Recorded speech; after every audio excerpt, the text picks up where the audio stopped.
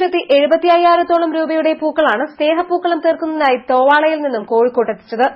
മാനവമൈത്രിയുടെയും മതസൌഹാർദ്ദത്തിന്റെയും മഹത്വമാണ് ഓരോ പൂക്കളവും നമുക്ക് നൽകുന്ന സന്ദേശമെന്ന് ജില്ലാ collector doctor P B Saleem പറഞ്ഞു.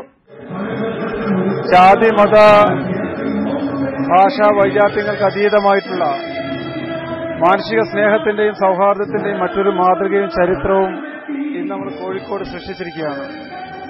കോഴിക്കോട്ടുകാരുടെ ഒരുമയുടെ പെരുമ, ഐക്യത്തിന്റെയും സാഹോദര്യത്തിന്റെയും പെരുമയിലൂടെ ലോക ചരിത്രത്തിൽ നമ്മൾ ഇടം നേടാൻ പോവുകയാണ്.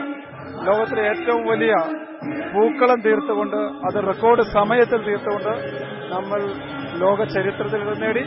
പക്ഷെ അതിനേക്കാൾ ഉപരിയായി, ലോക ചരിത്രത്തിൽ ഇടം നേടിയതിനേക്കാൾ ഉപരിയായി ഇതിലൂടെ നമ്മൾ ഉദ്ദേശിച്ച ആഗ്രഹിച്ച സന്ദേശം മാനവിക സാഹോദര്യത്തിന്റെയും മാനവിക ഐക്യത്തിന്റെയും സഹിഷ്ണുതയുടെയും സന്ദേശം അത് നമ്മൾ യാഥാർത്ഥ്യമാക്കി കാണിച്ചു കൊടുത്തു.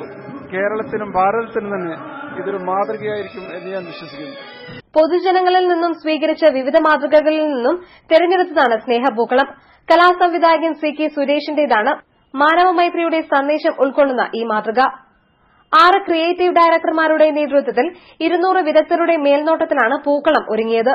കോഴിക്കോടിന്റെ സാംസ്കാരിക പൈതൃകത്തിന്റെ കണ്ണികളായ 100 വിശിഷ്ട വ്യക്തികൾ പൂക്കളത്തിന് ആവേശം പകർന്നു.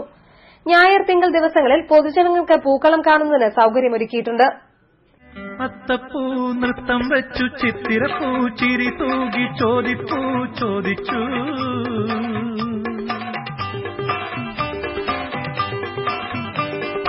മാവേലി വന്നോ മന്നൻ മാവേലി വന്നോ. News bureau, Kozhikode. അത്തപ്പൂ നൃത്തം വെച്ചു